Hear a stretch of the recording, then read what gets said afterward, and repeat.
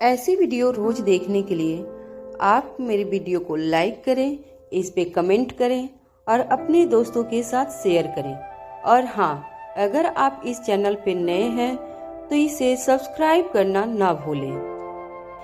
नेहा ने आदित्य से छुपने के लिए बिक्की की हेल्प जरूर ले ली थी, लेकिन इस बार उसे अपनी गलती का एहसास हो गया था।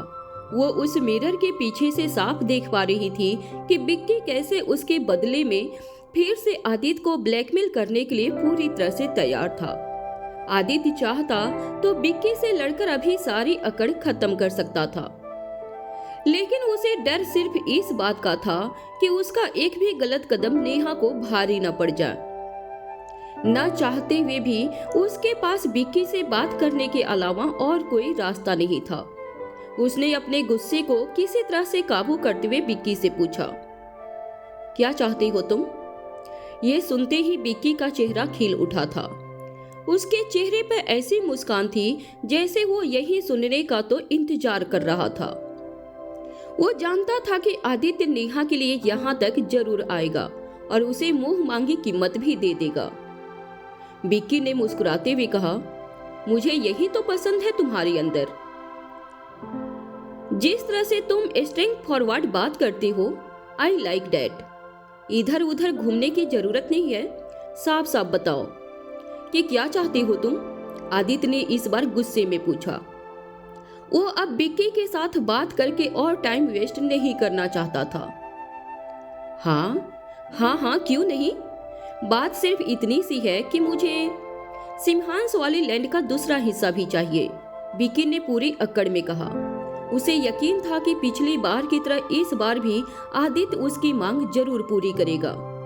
आधी जमीन तो वो पहले ही नेहा को अगवा करके आदित्य से ले चुका था और अब बाकी की जमीन भी वो अपने कब्जे में लेना चाहता था। ये वही हिस्सा था जो नेहा को मलिक ने दिया था, जिसे नेहा ने आदित्य के नाम किया था।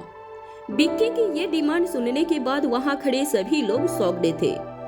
सबसे ज्यादा मयंक ये सुनकर डर गया था। वो घबराई नजरों से सिर्फ अपने बॉस आदित्य की तरफ देखे जा रहा था।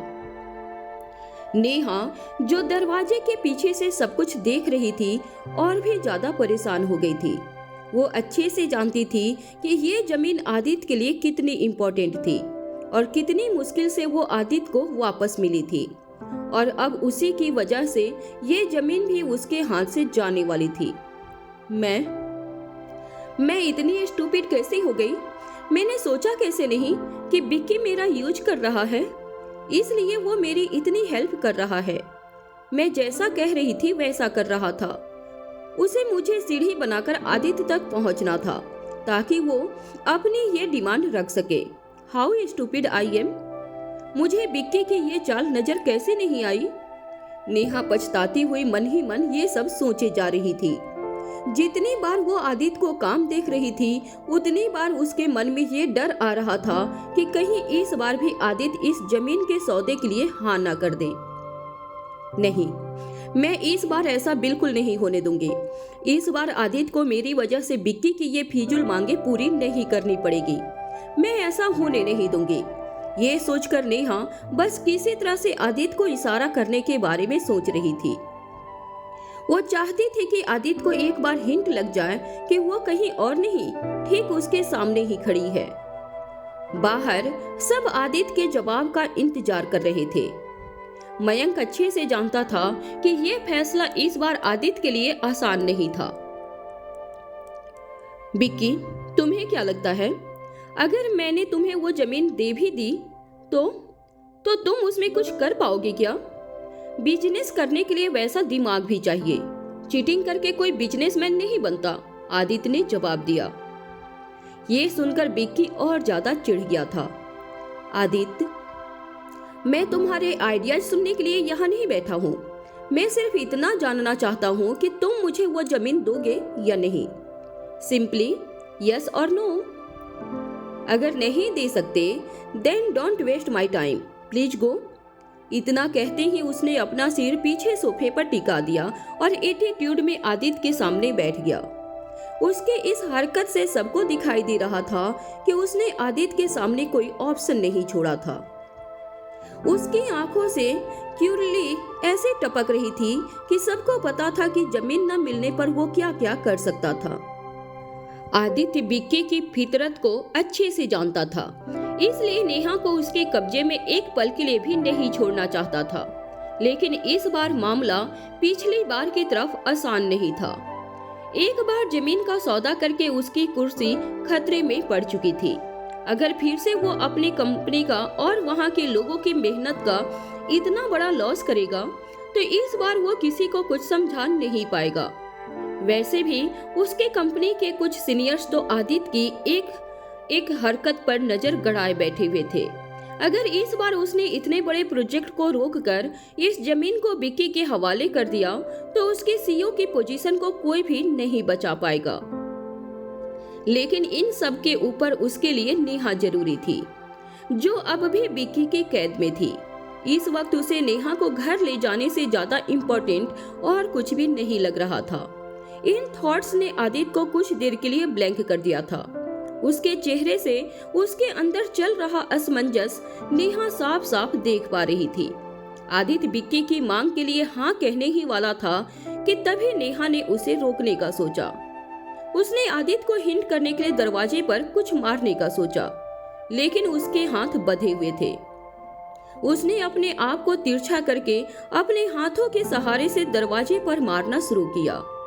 एक बार मारने पर आदित्य को कुछ महसूस नहीं हुआ। नेहा ने 2 बार 3 बार फिर बार यही किया। नेहा खुद को दरवाजे पर टिकाकर लगातार ये आवाज निकाले जा रही थी। वो चाहती थी कि आदित्य को कुछ तो सुनाई दे, जरा तो आहट लगे, वो समझ पाए कि नेहा यही है और उसकी लगातार मेहनत रंग लाई। कुछ ही देर के बाद आदित्य की नजर उस दरवाजे पर पड़ी जो कुछ हिल रहा था। What's that? आदित्य ने उस दरवाजे की ओर देखते हुए पूछा। उसके बाद मयंक और गार्ड्स का ध्यान भी उसी ओर चला गया। सब देख पा रहे थे कि कुछ तो है जो उस दरवाजे को हिलाने की कोशिश कर रहा है, लेकिन बिक्की को जरा भी डर नहीं लग रहा था। उसने इस रूम को बनाया ही ऐसा था कि वहां से कोई भी आवाज बाहर सुनाई न दे। लेकिन आदित्य इतना बेवकूफ नहीं था। उसने तुरंत अपने आदमियों को उस रूम की तरफ जाने का इशारा किया। है? यू कांट, बिक्की ने उन्हें रोकने के लिए कहा। लोगों को अपनी तरफ आता देखकर नेहा और जोर से दरवाजे को पीटने लग गई। उसे इस बात की अब जरा भी चिंता नहीं थी कि यहाँ से निकलते ही आदित्य उसे अपने साथ लेकर जाएगा। उसे तो बस इस वक्त आदित्य को ये सौदा करने से रोकना था। Don't go, just stop, Bikki ने हड़बड़ाते हुए कहा। जैसे जैसे आदित्य के आदमी उस दरवाजे के पास जा रहे थे, बिक्की की टेंशन बढ़ रही थी। उसके आदमियों ने आदित्य के गार्ड्स को रोकने की कोशिश की, लेकिन आदित्य ने ऐसा होने नहीं दिया। उसका इतना रौब देखकर किसी की हिम्मत नहीं हुई कि कोई उसके आदमियों को हाथ भी लगा दे। मयंक और गार्ड्स ने जैसे ही दरवाजा खोला, उसके ठीक पीछे नेहा को बंधे मुंह और हाथ में देखकर आदित्य का खून खौल रहा था। मैम, कहते ही मयंक ने तुरंत नेहा के मुंह से टेप निकाला और उसके हाथों को खोला। टेप हटते ही नेहा ने हड़बड़ाते हुए कहा, आदित्य, इसकी बात बिल्कुल भी मत मानना, मैं यही हूँ और बिल्कुल ठीक हूँ। नेहा की बात सुनते ही आदित्य ने सुकून की सांस ली और सर हिलाते हुए हाँ कहा। वो अब सबसे पहले नेहा को घर लेकर जाना चाहता था। नेहा का सबके सामने बाहर आ जाना ही बिक्की की सबसे बड़ी हार थी। आदित्य ने अपना हाथ आगे बढ़ाया और कहा, हाँ, बहुत हो चुका तमाशा, अब घर चलो। उसकी आवाज में न तो गुस्सा था और न ही कोई नाराजगी, सिर्फ एक राहत थी कि अब नेहा उसके सामने खड़ी थी।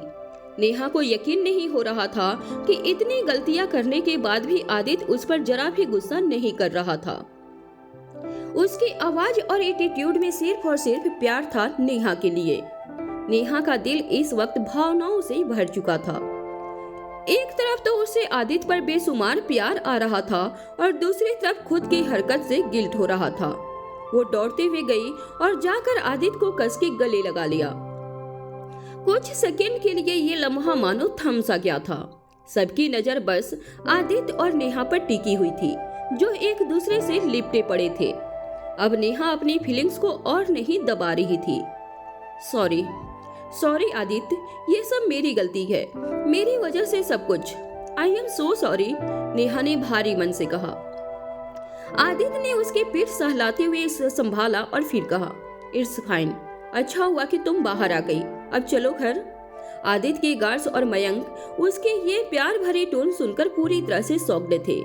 उन्हें विश्वास नहीं हो रहा था कि ये उनका वही बॉस था जो किसी लड़की से सीधे मुंह बात तक नहीं करता था। इतना स्ट्रिक्ट आदमी इतना जेंटल कैसे हो सकता था? बस यही सवाल सबको खाए जा रहा था। मयंक को तो अब आदित्य के इस बिहेवियर की आदत सी हो गई थी। उसने धीरे से खांसते हुए आदित्य को इशारा किया और कहा, सर हम लेट हो रहे हैं, चले क्या? हाँ, आदित्य ने कहा और नेहा को कंसोल करते हुए उसका हाथ पकड़ लिया। दोनों चुपचाप वहां से जाने के लिए मुड़ गए। बिक्की की आंखों के सामने उसका पूरा प्लान चकनाचूर हो गया था। गुस्से की आग में वो जल रहा था। आदित्य, नेहा मेरी एम्प्लॉय है, तुम इतनी आसानी से उसे यहाँ से लेकर नहीं जा सकते, बिक्की ने कहा। मेरा कोई भी एम्प्लॉय मुझे बिना पूछे यहाँ से नहीं जा सकता, समझे? आसपास खड़े लोगों को पसीने आना शुरू हो गए थे। एक तरफ बिक्की अपनी जीत नहीं छोड़ रहा था और दूसरी तरफ आदित्य और नेहा का साथ। आज कौन जीतेगा ये किसी को भी पता नहीं था। सब जानते थे कि बिक्की की ये बात सुनकर आदित्य जरूर कुछ करेगा, इसलिए लोगों ने पहले ही अपने अपने कदम पीछे खींच लिए। आदित्य ने गुस्से से घूरते हुए बिक्की को देखा और फिर कहा, अब से ये तुम्हारी एम्प्लॉय नहीं है, इसलिए तुम्हारा इस पर किसी भी तरह का कोई हक नहीं है। नेहा, ये मत भूलो कि तुम यहाँ मेरे पास क्यों आई थी।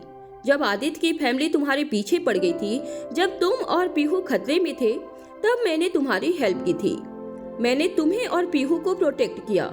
आज तुम उसी आदित्य के साथ जा रही हो जिससे बचते हुए तुम यहाँ तक आई थी। तुम्हें होश भी है कि तुम क्या कर रही हो? बिक्की ने अब नेहा को भड़काने की कोशिश की। किसी भी हालत में वो जीती हुई बाजी को इस तरह से नहीं हारना चाहता था। ये बात सुनना आदित्य के लिए बहुत ही अकवाड़ था। नेहा किससे बच रही थी? आदित्य की फैमिली से। आखिर बात यहाँ तक पहुंची ही कैसे कि नेहा को पीहू की प्रोटेक्शन के लिए किसी और की हेल्प लेनी पड़ी। ये सारे सवाल आदित्य के दिमाग में घूम रहे थे, लेकिन आदित्य इस वक्त कुछ रिएक्ट नहीं करना चाहता था। I can protect my wife and daughter. मुझे इसके लिए किसी की जरूरत नहीं है, तुम्हारी तो बिल्कुल भी नहीं। ये बात अपने दिमाग में बैठा लो, आदित्य ने उसे कड़क जवाब देते हुए कहा। देख लो नेहा, इट्स योर चॉइस। फिर मत कहना कि मैंने याद नहीं दिलाया। जो तुम करने जा रही हो उसका असर किस पर और क्या होने वाला है, ये सोच लेना। बिक्की ने जाते जाते भी नेहा को सुनाना नहीं छोड़ा। वो उसको इतना गिल्ट में डाल देना चाहता था कि आदित्य के बारे में सोचते हुए फिर से अपना फैसला बदलने पर मजबूर हो जाए। Just shut your mouth. दोबारा मेरी फैमिली की ऐसी हेल्प करने के बारे में सोचना भी मत। मैं खड़ा हूँ उनके साथ। मेरे होते हुए उन्हें तुम्हारी जरूरत कभी नहीं पड़ेगी। जस्ट रिमेम्बर डैट, आदित्य ने रौब में कहा। वहां खड़े सभी लोगों की आंखें फटी की फटी रह गई आदित्य की ये बात सुनकर। बिक्की की चाल देखते ही नेहा अब खुद को रोक नहीं पाई और आखिरकार आदित्य के सामने आ ही गई। उसने कुछ देर के लिए अपने दिल से ये डर निकाल दिया था कि आदित्य के साथ घर जाने के बाद क्या होगा, वो कैसे रहेगी उसके साथ, निर्मला की बात का क्या होगा। इन सारे सवालों को होल्ड पर रखकर उसे इस वक्त सिर्फ आदित्य की मदद करनी थी। उसे इस ट्रैप में फंसने से बचाना था। आदित्य अब सिर्फ नेहा को यहाँ से लेकर जाना चाहता था, लेकिन बिक्की उसे इतनी आसानी से छोड़ने वाला नहीं था। वो बार बार नेहा को ये याद दिला रहा था कि वो क्यों आई थी यहाँ। आदित्य को छोड़कर बिक्की के पास क्या सोचकर ली थी उसने बिक्की की मदद। ये बात बिक्की उसे बार बार कहकर अपने फैसले से पीछे हटने के लिए मजबूर कर रहा था, लेकिन आदित्य ने उसे उल्टा जवाब देकर शांत करवा दिया था। उसने नेहा का हाथ पकड़ा और बिक्की की बातों को अनसुना करके वहां से जाने लगा। नेहा, एक बात याद रखना, कल तो अगर तुम्हारे पास फिर से कोई जगह नहीं हुई तो मैं तुम्हें रखने के लिए हमेशा तैयार रहूंगा। विक्की ने जाते जाते भी नेहा को सुनाना नहीं छोड़ा। ये सुनकर एक पल के लिए नेहा के कदम रुक गए थे, लेकिन आदित्य का गुस्सा फील करके उसकी जरा भी हिम्मत नहीं थी इस वक्त वो कुछ और सोचे। उन्हें जाता हुआ देखकर विक्की के आदमियों ने उससे पूछा, सर, आप इतनी आसानी से इन्हें जाने कैसे दे सकते हैं? विक्की ने उस आदमी को घूरते हुए देखकर कहा, जितना कहा जाए उतना ही बोला करो। तुम्हें क्या लगता है कि मेरे लिए ये लैंड इम्पोर्टेंट नहीं है? वो हमारा ही था। आदित्य सिंघानिया हाँ कहने ही वाला था, लेकिन वो लड़की। विक्की ने इतना कहते हुए उस कमरे को घूरते हुए देखा जहां नेहा बंद थी। उसे नेहा की स्मार्टनेस पर जितना गुस्सा आ रहा था उतना ही उसका इंटरेस्ट भी बढ़ रहा था। उसने अपने इमोशंस को संभालते हुए कुछ सोचना शुरू किया। आज भले ही तुम नेहा को लेकर यहाँ से चले गए हो, लेकिन तुम्हें जल्दी आना होगा। ये बैटल यहाँ खत्म नहीं, शुरू हुआ है। नेहा, हमें फिर से मिलना होगा। ये सोचकर विक्की ने अपनी आंखें बंद कर ली। उसके आसपास खड़े लोग इसी सोच में थे कि विक्की के दिमाग में क्या चल रहा था, लेकिन कोई ये नहीं जानता था कि उसकी अगली चाल क्या होने वाली थी। यहाँ नेहा को लेकर आदित्य बाहर आ गया था। नेहा इस वक्त बिना कुछ कहे बस आदित्य को फॉलो कर रही थी।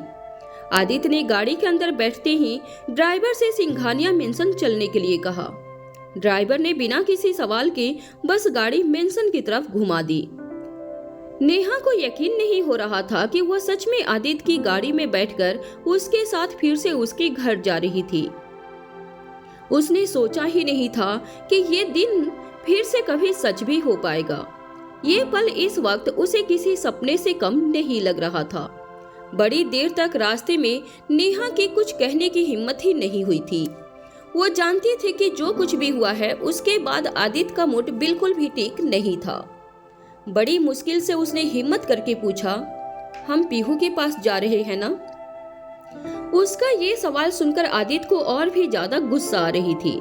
उसे समझ नहीं आ रहा था कि वो इतना बेवकूफी भरी सवाल कैसे कर सकती थी।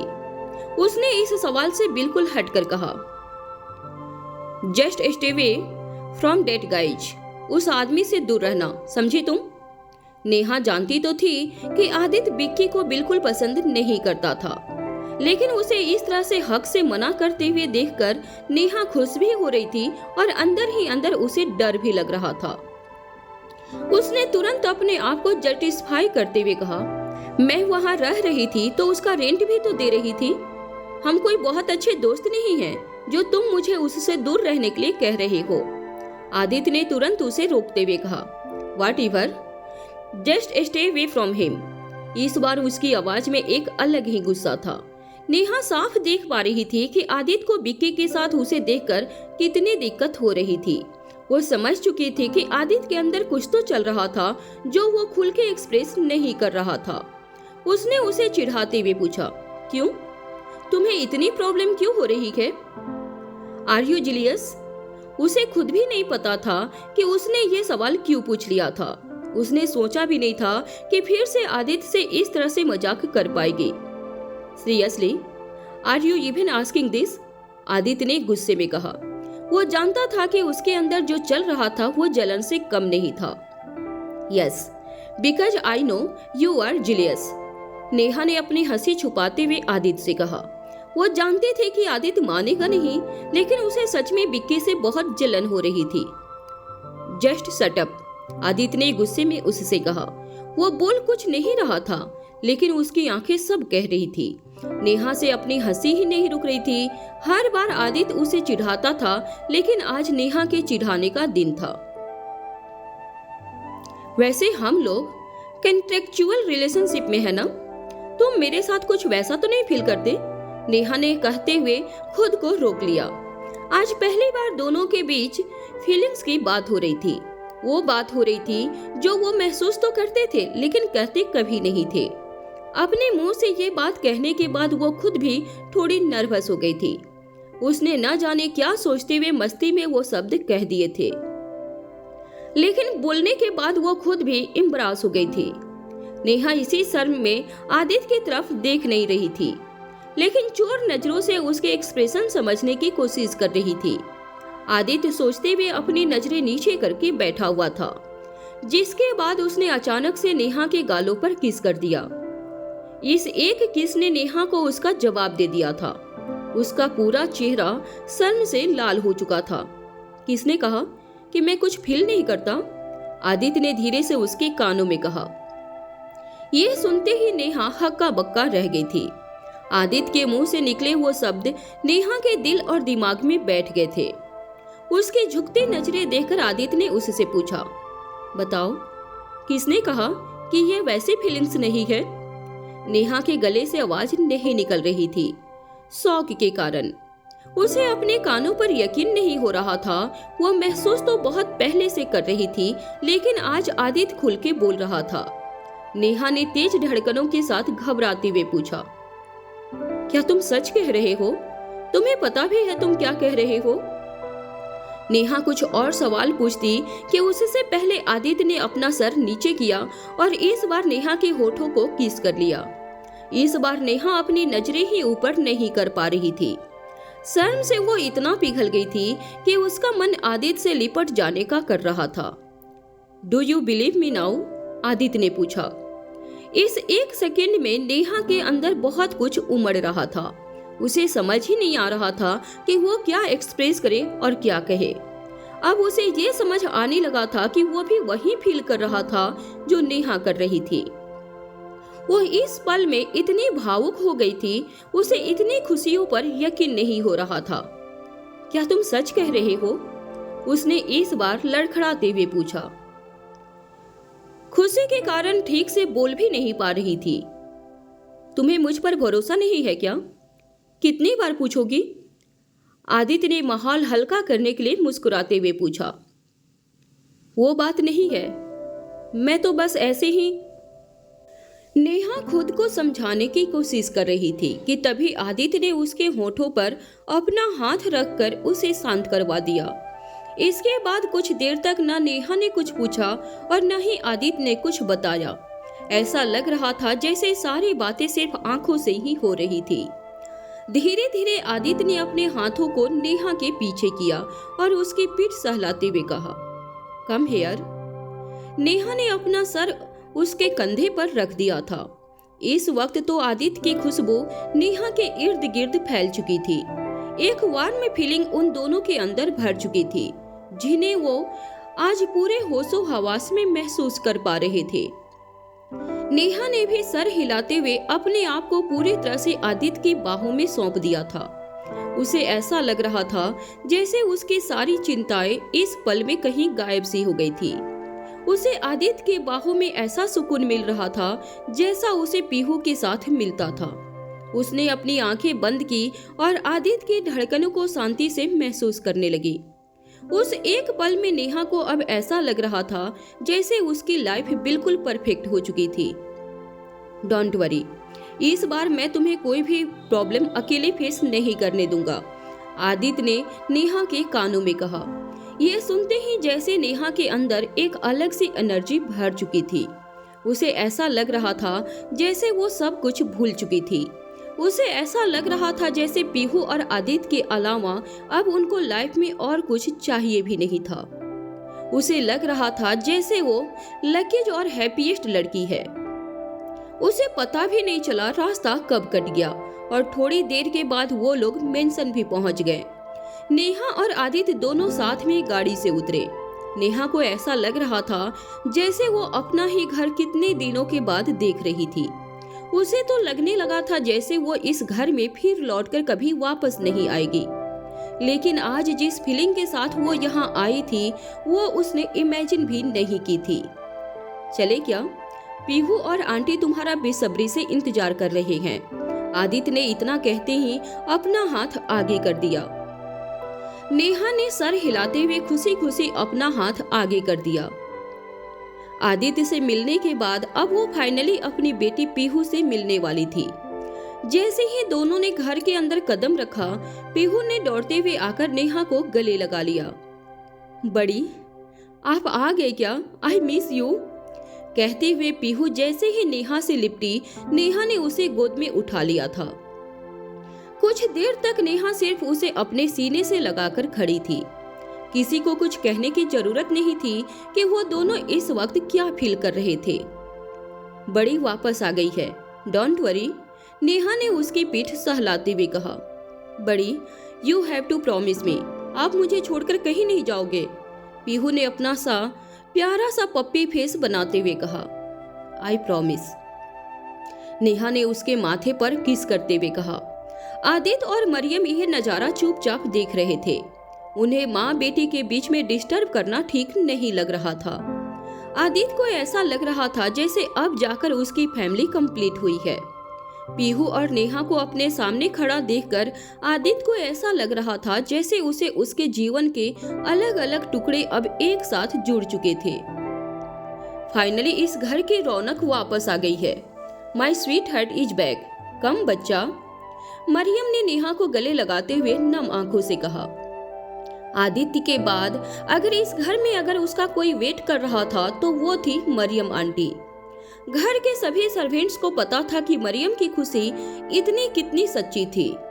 आज सच में ये परिवार एक नजर आ रहा था जिसकी खुशी सबकी आंखों में साफ साफ दिखाई दे रही थी।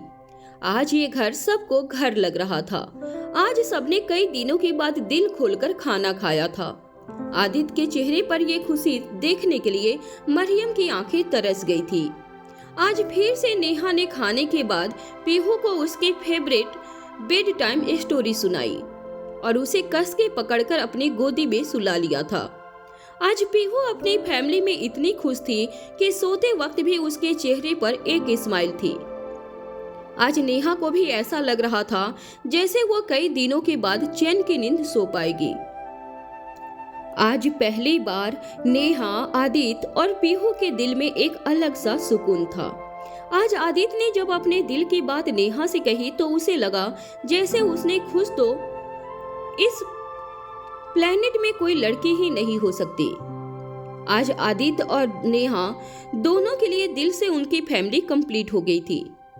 पीहू इतनी खुश थी कि सोते हुए भी उसके चेहरे पर सिर्फ मुस्कुराहट ही थी। नेहा उसे सुलाने के बाद खुद भी आज चैन की नींद सोना चाहती थी। पीहू को सुलाने के बाद वो अपने कमरे में जाने का सोच रही थी। उसने पीहू के रूम से निकलकर दरवाजा बंद किया और अपने कमरे में चली गई। वो जैसे ही वहां पहुंची उसने देखा आदित्य उसी के बेड पर लेटकर बुक रीड कर रहा था। एक पल को नेहा को लगा कि वो गलत कमरे में आ गई थी। उसने आसपास देखा तो वो उसी का कमरा था। उसने तुरंत पूछा, तुम यहाँ? आदित्य ने उसकी आवाज सुनते ही बुक नीचे रख दी और उसकी तरफ देखने लगा। क्यों, तुम मुझे यहाँ एक्सपेक्ट नहीं कर रही थी क्या? आदित्य ने पूछा। नेहा पहले तो आदित्य को यहाँ देखकर शर्मा रही थी और अब उसकी बात सुनकर, ये मेरा रूम है, why are you here? Neha ने पूछा। उसे ये कहते हुए खुद भी थोड़ा अजीब लग रहा था क्योंकि ये पूरा घर आदित्य का था। वो जब चाहे कहीं भी आ जा सकता था। उसे डर भी लग रहा था कि कहीं आदित्य गुस्सा न हो जाए, लेकिन उसका चेहरा देखकर समझ आ रहा था कि वो आज कुछ ज्यादा ही अच्छे मूड में था। वो धीरे से अपने बेड से उठा और नेहा के पास जाने लगा। हमारा जो रिश्ता है उसके बाद क्या मैं इस कमरे में नहीं आ सकता क्या? आफ्टर ऑल हम लोग हस्बैंड वाइफ हैं, तो मैं क्यों नहीं आ सकता यहाँ? आदित्य ने बड़े ही सीरियस एक्सप्रेशन के साथ ये बात कही, लेकिन उसके अंदर एक अलग ही मस्ती चल रही थी। इतना सुनने के बाद नेहा स्पीचलेस हो चुकी थी। वो बहुत कुछ बोलना तो चाह रही थी, लेकिन शब्द उसके मुंह पर आते आते रह जा रहे थे। वो आदित्य के यहाँ होने से कितनी खुश थी वो बता नहीं सकती थी, लेकिन उसके सामने वो इस बात को जाहिर नहीं करना चाहती थी। वो तुरंत कुछ सोचकर बाथरूम की तरफ चली गई। उसे इस वक्त एक अच्छे लंबे शावर की जरूरत महसूस हो रही थी। काफी देर बाथरूम में अंदर बिताने के बाद उसे ऐसा लग रहा था जैसे अभी तक आदित्य वहां से निकल गया होगा। उसने सोचा कि आदित्य उससे सिर्फ मिलने आया होगा, बात करने आया होगा और इतनी देर के बाद वो शायद जाकर सो गया होगा। लेकिन जब वो बाहर आई तो ऐसा नहीं था। नाइट सूट पहनकर जब नेहा बाथरूम से बाहर निकली तो उसने देखा आदित्य अभी भी बेड पर ही लेटा हुआ था। गीले बालों और नाइट सूट में खड़ी होकर वो थोड़ा हड़बड़ा सी गई। इतने हैंडसम इंसान को अपने बेड पर देखकर उसने शर्माते हुए पूछा, तुम अभी भी यही हो? सोना नहीं है क्या तुम्हें? काफी लेट हो गया है, मुझे भी सोना है। नेहा ने जानबूझकर आदित्य को यहाँ से जाने के लिए हिंट किया। नेहा की हल्की सी घबराहट देखकर आदित्य उठकर बैठ गया था। तो अब क्या, मैं अपने ही घर में रेस्ट नहीं कर सकता क्या? उसने नेहा को चिढ़ाते हुए पूछा। पर ये मेरा रूम है, नेहा ने हक से कहा। वो उससे आगे कुछ और कहती कि उससे पहले आदित्य ने उठकर नेहा का हाथ पकड़ लिया और उसे भी बेड की तरफ खींच लिया। नेहा कुछ रिएक्ट करती कि उससे पहले ही वो बेड पर पहुंच चुकी थी। तुम बहुत थक चुकी हो, रेस्ट करो, ज्यादा देर तक जागो मत, क्योंकि अगर तुम सोई नहीं तो मुझे भी नहीं पता क्या होगा। आदित्य ने हल्की शर्म के साथ नेहा को देखते हुए कहा। उसका क्या मतलब था ये नेहा अच्छे से समझ गई थी। नहा के निकलने के बाद उसके शरीर की खुशबू पूरे कमरे में फैल चुकी थी और इस माहौल के बीच आदित्य का ये कहना नेहा को शर्माने पर और भी मजबूर कर रहा था। उसकी झुकी हुई नजरें देखकर आदित्य का चेहरा खिल उठा था। इतने हक से उनके बीच ये बातें आज पहली बार हो रही थी। बड़ी मुश्किल से नेहा ने अपनी तेज धड़कनों को शांत किया और चुपचाप लेट गई। वो खुद भी जानती थी कि आदित्य से इस बारे में ज्यादा बात करने के बाद वो शायद खुद को रोक नहीं पाएगी। उन दोनों का रिश्ता अब एक ऐसे मुकाम पर आ गया था जहां किसी को कुछ समझाने की जरूरत नहीं होती थी। नेहा इतनी थक चुकी थी कि उसे लेटते ही नींद आ गई। उसे पता भी नहीं चला कि आदित्य उस सोती हुई खूबसूरती को बस एकटक देखे जा रहा था। आज पहली बार नेहा उसके सामने इतने सुकून की नींद ले रही थी। आदित्य ने धीरे से खुद को नेहा के करीब किया और उसके माथे पर किस करते हुए खुद के मन में बोला, I will take care of you. आज इस किस में कोई उम्मीद नहीं थी, ना ही कोई लालसा थी। ये सिर्फ वो एहसास था जो आदित्य नेहा के लिए महसूस कर रहा था। वो खुद भी नेहा का हाथ पकड़कर ठीक उसके बगल में सो गया। उनके बीच जो गर्माहट थी उसे बयान कर पाना उन दोनों के ही बस में नहीं था। नेहा के साथ को महसूस करते हुए आज आदित्य ने भी कई दिनों के बाद चैन की नींद ली थी। अगले दिन जब नेहा की नींद खुली तो सबसे पहले उसकी नजर अपने बगल में लेटे हुए आदित्य पर पड़ी। उसे पहला ख्याल यही आया कि कल रात वो दोनों एक कमरे में सो गए थे। उनके बीच कुछ हुआ नहीं था, लेकिन फिर भी वो अपने आप को आदित्य के और भी करीब पा रही थी। आज जिस सुकून से वो आदित्य की खूबसूरती को अपनी आंखों में समेट रही थी, वैसा पहले कभी नहीं हुआ था। उसे ऐसा लग रहा था जैसे आदित्य को भगवान ने हर तरह से नवाजा था। खूबसूरती, एक अच्छा इंसान, शान और शौहरत, रुतबा, सब कुछ। और आज उसकी जिंदगी का एक हिस्सा बनकर नेहा को बहुत ही लकी फील हो रहा था। ये सब सोचते हुए जैसे ही उसने बिस्तर से उतरने के लिए मुड़ने की कोशिश की, पीछे से आदित्य के हाथ ने उसे कमर से पकड़ लिया और अपनी ओर खींच लिया। आह! नेहा के मुंह से निकला और वो पूरी तरह से आदित्य के सीने से लिपट गई।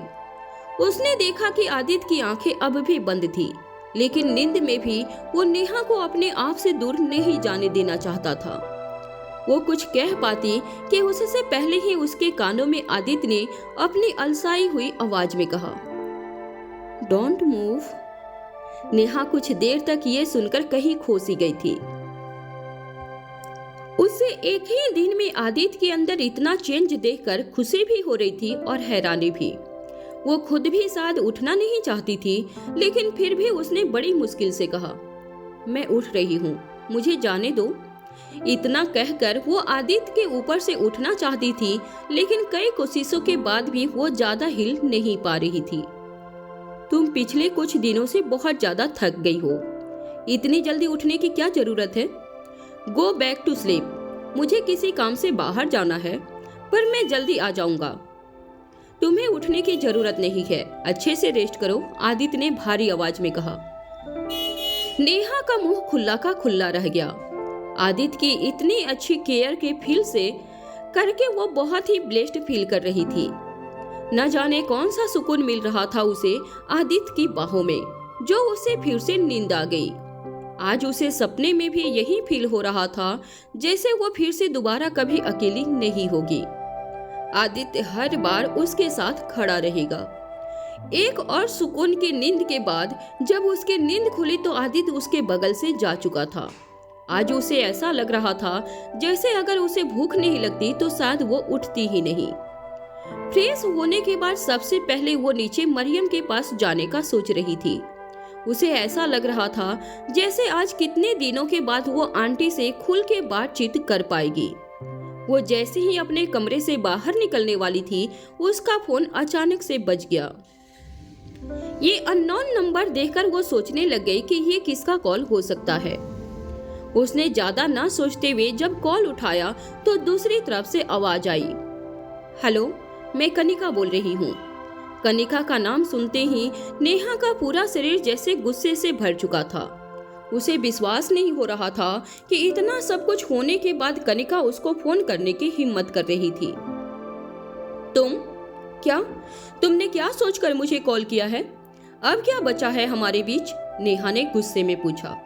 वो नहीं चाहती थी कि इतना रिएक्ट करना, लेकिन कनिका की आवाज सुनते ही वो अपने आप को चाह कर भी संभाल नहीं पा रही थी। मुझे पता है तुम्हें मेरी आवाज से भी नफरत है और शायद तुम्हारा फोन काटने का भी मन कर रहा होगा, लेकिन आज जो मैं कहने वाली हूँ उसके बाद तुम फोन नहीं रख पाओगे। कनिका ने बड़ी अक्कड़ में कहा। क्या बकवास कर रही हो तुम? मुझे तुम्हारी बात सुनने में जरा भी इंटरेस्ट नहीं है, इसलिए फोन रखो और जाओ मेरी लाइफ से। ऑलरेडी तुम बहुत कुछ कर चुकी हो, नेहा ने चिल्लाते हुए कहा। जैसे ही वो फोन अपने कान से हटाने वाली थी, उसी वक्त कनिका ने कहा, फोन रखने की गलती मत करना दीदी, नहीं तो शायद तुम हमेशा पछताती रहोगी कि शायद आज तुमने मेरी बात सुन ली होती। कनिका ने एक बार फिर नेहा को रोकने के लिए कहा। इस बार नेहा के दिल में अलग से बेचैनी हो रही थी। उसे समझ नहीं आ रहा था कि ऐसी कौन सी बात थी जिसे कहने के लिए वो इतना परेशान हो रही थी। आखिर अब उन दोनों के बीच ऐसी कौन सी बात रह गई थी जो नेहा के लिए सुनना जरूरी था। जल्दी कहो जो भी कहना है, नेहा ने चिढ़ते हुए कहा। उसे मन तो बिल्कुल नहीं था, लेकिन मन मारकर उसे ये भी सुनना पड़ रहा था।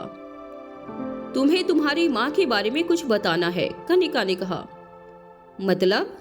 नेहा को कुछ समझ नहीं आया एक बार में। तुम्हारी माँ, कनिका ने जैसे ही ये कहा, नेहा को सच में अपनी माँ याद आ गई। सविता नाम था उनका। सविता दिनेश की पहली वाइफ थी। जब नेहा 12 साल की थी, उस वक्त सविता के देहांत के बाद दिनेश ने मंजू से शादी कर ली थी। तब से नेहा ने मंजू को अपनी मां मानने की कई बार कोशिश की, लेकिन मंजू ने कभी भी नेहा को अपनी बेटी नहीं माना था। इस कोशिश में नेहा के जहन में अपनी मां की यादें और भी ज्यादा गहरी हो चुकी थी।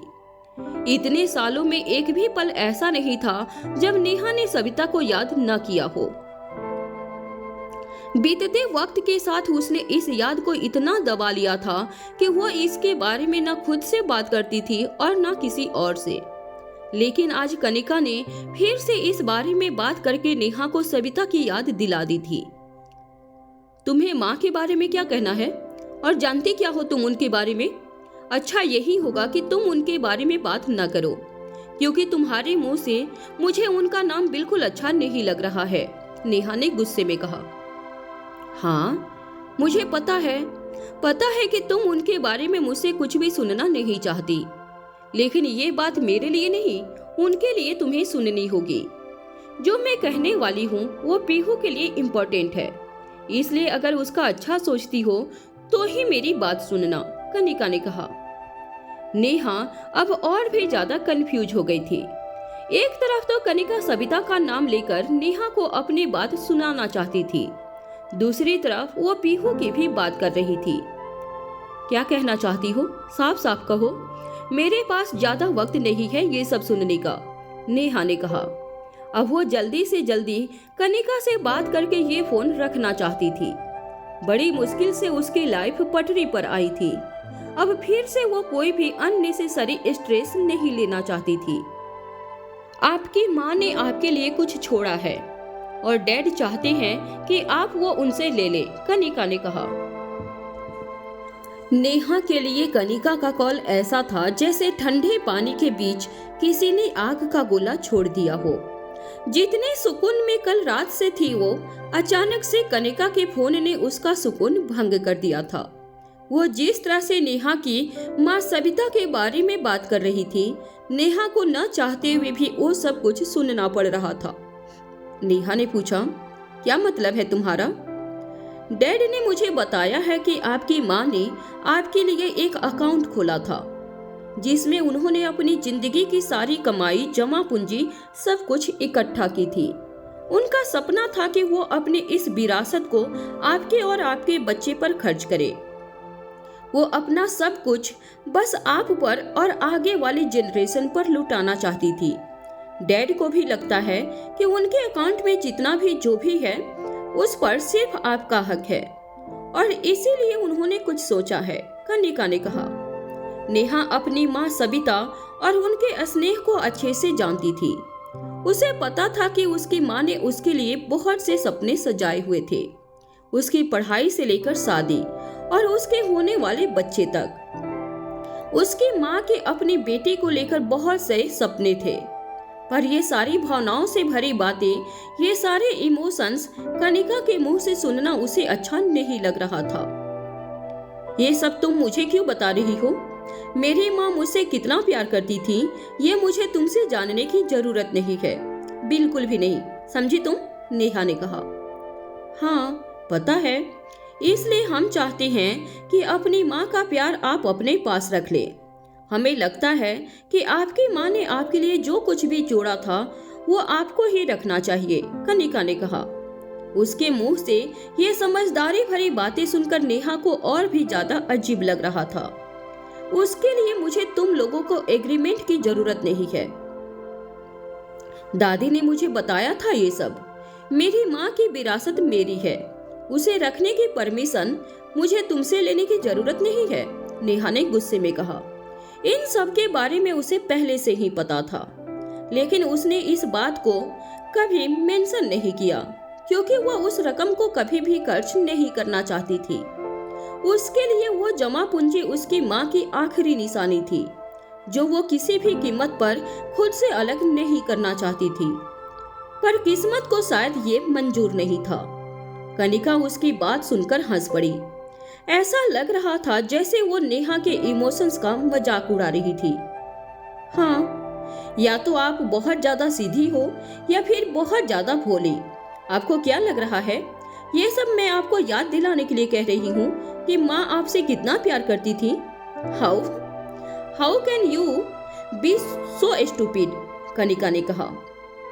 मतलब क्या है तुम्हारा? क्या कहना चाहती हो तुम? नेहा ने पूछा।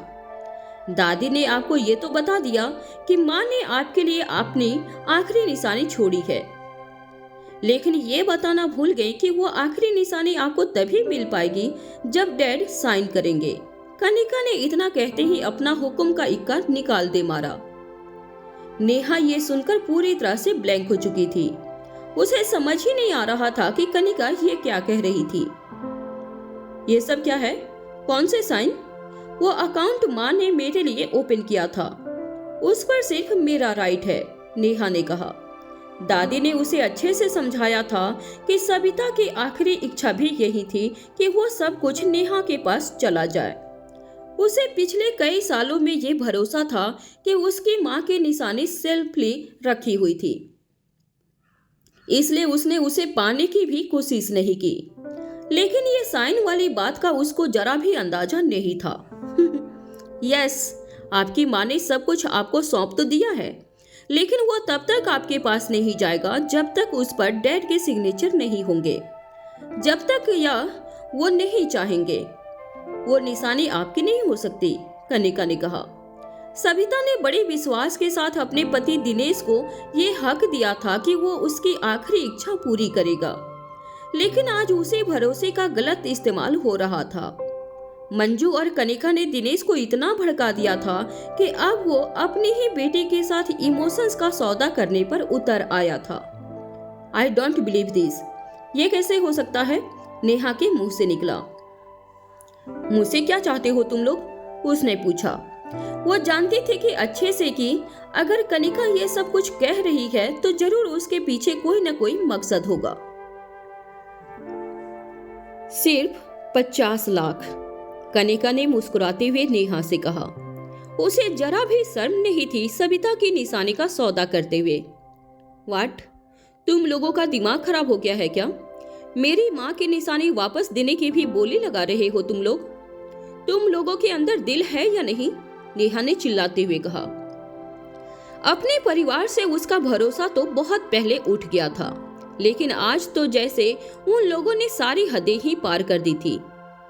चलो, कनिका और मंजू से उसे कोई उम्मीद नहीं थी, लेकिन उसके पिता दिनेश, वो भी अपनी पहली पत्नी के प्यार का इनाम मांगेंगे, ये नेहा ने सपने में भी नहीं सोचा था। अरे अरे, शांत हो जाओ। मैं जानती हूँ तुम्हें लग रहा होगा कि उस छोटी सी चीज के लिए हम इतनी बड़ी रकम क्यों मांग रहे हैं, या फिर उस विरासत की तो शायद कीमत भी इतनी ज्यादा ना हो, तो तुम ये घाटे का सौदा क्यों करोगी, है ना? लेकिन तुम भी ये बात अच्छे से जानती हो कि तुम्हारे लिए तुम्हारी माँ की बचाई हुई रकम नहीं, उनकी आखिरी निशानी मायने रखती है। उनके गहने मायने रखते हैं जो वो अपने हाथों से तुम्हें देना चाहती थी। कनिका ने जानबूझकर ऐसी नब्ज पर हाथ रखा जहां नेहा को दर्द होना लाजमी था। ये तुम क्या कह रही हो? मेरे पास इतने पैसे कहां से आएंगे? मेरे पास नहीं है 50 लाख, नेहा ने हड़बड़ाते हुए कहा। किसी भी कीमत पर वो अपनी माँ की निशानी खुद से दूर नहीं होने देना चाहती थी, लेकिन सच तो ये था कि उसके पास इतने पैसे नहीं थे। उसने कभी नहीं सोचा था कि अपने माँ के दिए हुए आशीर्वाद की उसे कीमत देनी पड़ेगी। हाँ, ये झूठ तुम सबसे कह सकती हो दीदी, हमसे नहीं।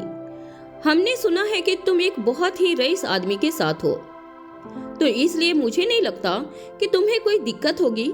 कनिका ने बड़ी बेशर्मी के साथ ये बात कही। नेहा का मन कर रहा था कि वो फोन में घुस के कनिका को 4 थप्पड़ लगा दे, लेकिन उससे ज्यादा गुस्से उसे अपने पापा पर आ रहा था। वो सोच भी नहीं पा रही थी कि उसके डैड दिनेश इस बात पर अग्री कैसे हो गए।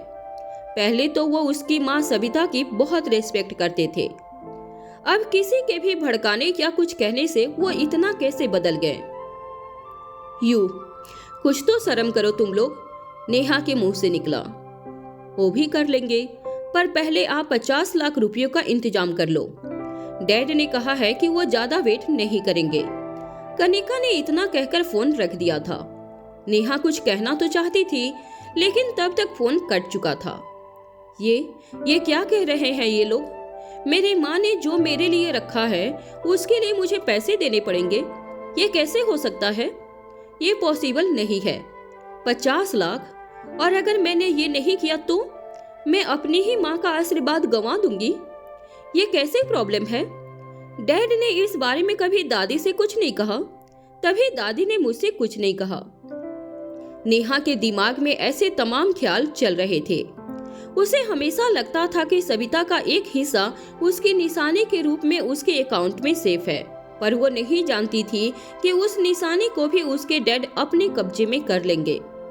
कुछ देर तक के लिए वो पूरी तरह से ब्लैंक हो चुकी थी। उसने बड़ी मुश्किल से खुद को संभाला और नीचे जाने का सोचा। वो जानती थी कि मरियम और पीहू उसका इंतजार कर रहे थे। उसने अपने अंदर चल रहे भूचाल को थोड़ा शांत करने की कोशिश की, लेकिन उसके चेहरे से उसकी टेंशन साफ साफ दिखाई दे रही थी। जैसे ही नेहा नीचे आई, पीहू और मरियम उसे देखते ही समझ गए थे कि कुछ तो हुआ है। बड़ी, आप उठ गए क्या? पीहू ने नेहा से पूछा। कम हैव लंच, बैठो हमारे साथ, मरियम ने उसे बैठने का इशारा करते हुए कहा।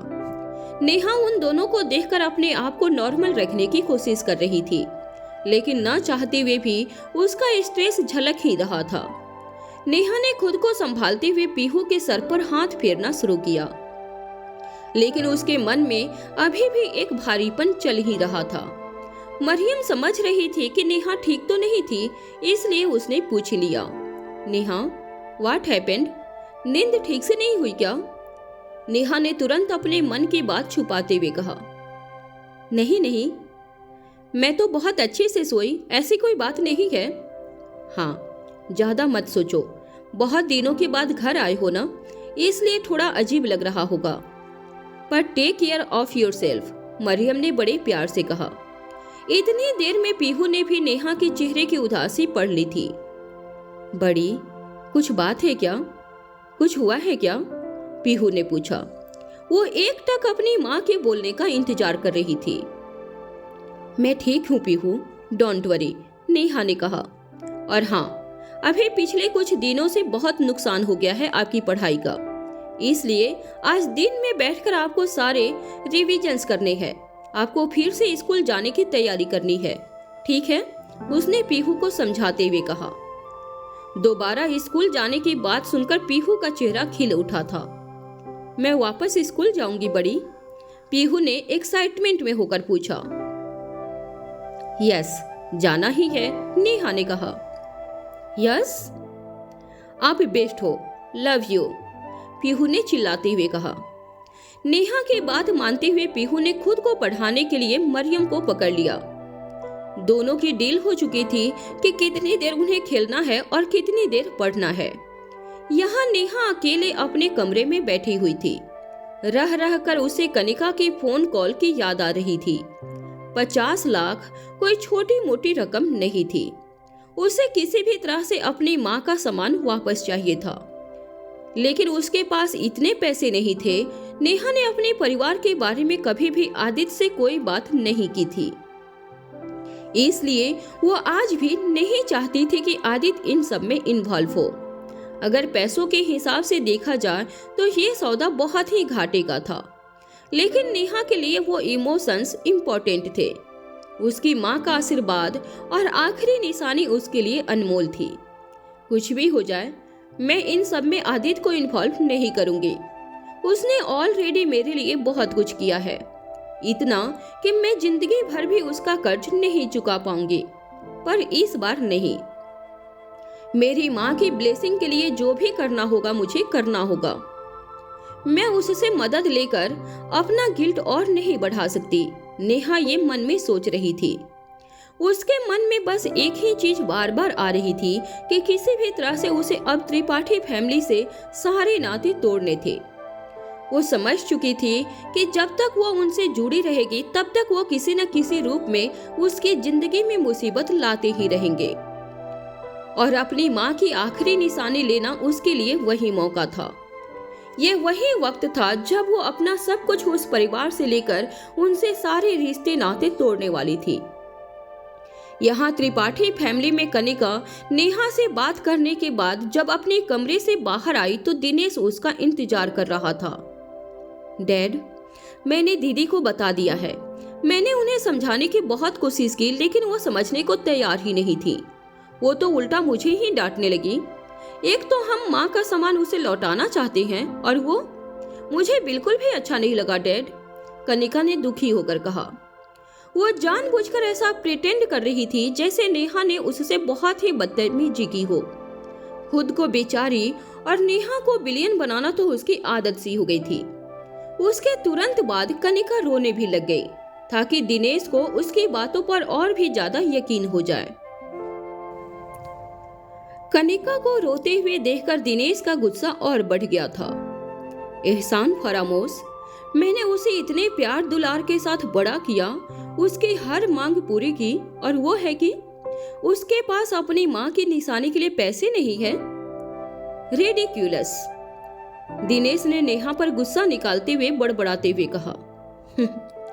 कनिका, तुम्हें नहीं लगता कि 50 लाख कुछ ज्यादा है? सविता की सेविंग में तो इसकी आधी रकम भी नहीं होगी। हो सकता है नेहा के पास सच में इतने पैसे न हो और हम 50 की लालच में 25 भी खो दें, दिनेश ने कुछ सोचते हुए कहा। वो इतना निर्दयी हो चुका था कि अपनी वाइफ की निशानी से बस पैसे कमाना चाहता था। 25 हो या 50, उसे बस पैसों से मतलब था। ये सुनकर कनिका थोड़ा हिचकिचाई। वो नहीं चाहती थी कि जहां उसे 50 लाख मिल सकते थे वहां वो कम के बारे में सोचे। उसने तुरंत दिनेश को भड़काते हुए कहा, डैड, आपको याद नहीं है क्या कि कैसे दीदी को फन क्लब से किसी ने भारी रकम देकर आजाद करा लिया था? जब कोई उसे छुड़वाने के लिए इतनी बड़ी रकम दे सकता है तो आई एम श्योर कोई तो है जो दीदी की हेल्प जरूर करेगा। ये बात सुनते ही दिनेश को भी वो वक्त याद आ गया। उसे लगा कि कनिका ठीक ही कह रही है। नेहा खुद से नहीं लेकिन उस आदमी से मदद लेकर पैसों का इंतजाम जरूर कर लेगी। हाँ ठीक है, तो अब ये मैटर मैं तुम पर छोड़ता हूँ, अपनी तरह से डील करो नेहा से। इतना कहकर दिनेश जाने लगा कि तभी अचानक रुककर उसने एक और लाइन कह दी, और हाँ कनिका, है तो वो तुम्हारी बहन ही। अगर उससे ना हो पाए तो थोड़ा कम में भी सेटल कर सकते हैं, ज्यादा फोर्स करने की जरूरत नहीं है। अपने डैड की बात सुनकर कनिका के सामने सर हिलाने के अलावा और कोई रास्ता नहीं था। उसने अपना गुस्सा छुपाने के लिए अपना सर नीचे झुका लिया। दिनेश तो वहां से चला गया था, लेकिन उसकी बात अभी भी कनिका के दिमाग में रह गई थी। उसे समझ नहीं आया कि इतना सब कुछ होने के बाद भी दिनेश नेहा के बारे में कैसे सोच रहा था। क्यों? अभी भी हम उसके बारे में क्यों सोचे? और डैड ऐसा बोल भी कैसे सकते हैं? मैं नहीं जानती। कहीं से भी वो इंतजाम करे, किसी से भी मांगे, खुद जुगाड़ करे, भीख मांगे, आई डोंट केयर। मुझे पूरे पैसे चाहिए। मैं भी तो देखूं कितना दम बचा है उसमें। तुमने संजय को मुझसे छीनने की कोशिश की थी ना, अब देखो मैं तुमसे क्या क्या छीनती हूँ। कनिका ने गुस्से में मन ही मन सोचा। शाम को आदित्य आज थोड़ा जल्दी घर आ गया था। आज वो नेहा के साथ अपना ये रिन्यूअल सेलिब्रेशन करना चाहता था, इसलिए उसने 2 इम्पोर्टेड वाइन की बॉटल्स ली हुई थी। वो आज खुल के नेहा और अपने बीच इस नए एहसास को जीना चाहता था। जैसे ही वो मेंशन के अंदर आया, उसकी आंखें सिर्फ नेहा को ही ढूंढ रही थी। उसे नेहा तो कहीं नजर नहीं आई, लेकिन पीहू की आवाज जरूर सुनाई दे गई थी। डैड, यू आर बैक, कहते हुए पीहू ने पीछे से आदित्य को पकड़ लिया था। आदित्य ने जल्दी से बोतल को टेबल पर रखा और पीहू को गोदी में उठाते हुए कहा, माय एंजल, क्या किया आपने दिन भर? मुझे आपको कुछ बताना है, पीहू ने सैड फेस बनाते हुए कहा। आदित्य को समझ नहीं आया कुछ। पीहू की आंखों में एक उदासी देखकर उसे थोड़ी टेंशन हो गई थी। कहो ना, क्या बात है? आदित्य ने कंसर्न होकर पूछा। डैड, आप बड़ी से जाकर मिलो, वो ठीक नहीं लग रही हैं। ऐसा लग रहा है जैसे वो कुछ सोच रही है पर कह नहीं रही है। मैंने और मरियम दादी ने भी बहुत बार पूछा, लेकिन बड़ी कुछ कहती ही नहीं। वो कह रही थी कि वो ठीक है, लेकिन वो बिल्कुल भी ठीक नहीं लग रही डैड। पीहू ने बचकाने अंदाज में अपने सारे ऑब्जर्वेशन बता दिए। वो नेहा के एक एक इमोशंस को बहुत अच्छे से समझ गई थी। आदित्य भी जानता था कि अगर पीहू कह रही है तो जरूर कोई बात होगी। रियली? पर ऐसा कैसे? आदित्य के मुंह से निकला। आज सुबह तक तो सब ठीक था। नेहा चैन से सो रही थी, थकान उतार रही थी वो। फिर शाम तक ऐसा क्या हुआ कि वो फिर से परेशान हो गई? उसने सर हिलाते हुए बड़े ध्यान से पीहू की बातें सुनी और कहा, कोई बात नहीं, मैं अभी जाकर देखता हूँ कि आपकी बड़ी को क्या हुआ है। यू डोंट वरी, वो बिल्कुल ठीक हो जाएंगे। आदित्य के इस भरोसे पर पीहू को बहुत विश्वास था। वो जानती थी कि अगर डैड से कह दिया तो प्रॉब्लम सॉल्व होनी ही होगी। ठीक है, अब बड़ी को मैं आप पर छोड़ती हूँ। आपकी रिस्पॉन्सिबिलिटी है उन्हें ठीक करना, पीहू ने मुस्कुराते हुए कहा। आदित्य ने भी उसे माथे पर किस करते हुए एश्योरेंस दिया और उसे गोदी से उतारकर ऊपर देखने लगा। पीहू की बात सुनकर उसे भी नेहा की टेंशन हो गई। बड़ी मुश्किल से तो सब कुछ ठीक होने लगा था। वो नहीं चाहता था कि किसी भी तरह की बात फिर से नेहा या उसके रिश्ते को विचलित करे। ऊपर पहुंचते ही जब वो नेहा के कमरे में पहुंचा तो उसने देखा कि दरवाजा खुला हुआ था। आदित्य सीधे रूम के अंदर की तरफ चलने लगा। उसने देखा कि नेहा सोफे पर बैठकर खिड़की के बाहर एकटक देख रही थी। न उसकी पलकें झपक रही थी, न वो हिल रही थी। आदित्य उसे देखते ही समझ गया कि वो किसी बहुत ही गहरी सोच में डूबी हुई थी। उसे ये भी यकीन हो गया कि पीहू की बात गलत नहीं थी। नेहा इतनी खोई हुई थी कि उसे आदित्य के अंदर आने की आहट तक पता नहीं चला। आदित्य ने धीरे से उसके पास आकर उसके कंधे पर हाथ रखकर पूछा, क्या हुआ? कहाँ खोई हुई हो? आदित्य की आवाज अचानक से सुनकर नेहा चौंक गई।